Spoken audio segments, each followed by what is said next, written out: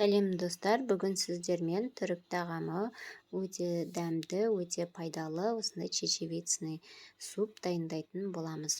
Ол үшін алдымен біздер 4 литр суға етімізді салып 2 сағаттай пісіріп аламыз. Одан соң етімізді алып тастап, сорпамызға картоп, 2 картоп және 2 стакан чечевицаны салып пісіретін боламыз. Картопымыз бен чечевицамыз 20 минуттай пісіреміз.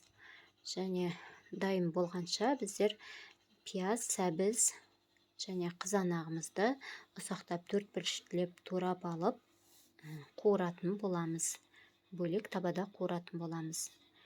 Табаға май құйып, қыздырып, оның үстіне бірінші пиязымызды салып, 1-2 минуттай сарғайғанша қуырып аламыз. Оның үстіне сәбіз және қызанағымызды салып, 5 минуттай пісіретін боламыз. Қызанақтың орнына немесе томат пастасын салуға болады.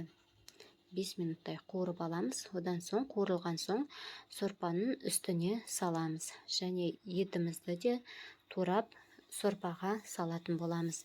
Одан соң 5 минуттай пісіріп, оның үстіне паприка, қара бұрыш, кепкен зелень, укроптарды салып, дайындап пісіретін боламыз. Міне 5 минуттан соң дайын болды. Міне сорпамыз өте дәмді, осындай сорпа пісіп шықты. Енді оның үстіне ішер алдында лимон шырынын қосып ішсеңіздер, өте дәмді болады. Осы күйінде ішуге болады, немесе блендерден өткізіп, крем суп түрінде ішуге болады.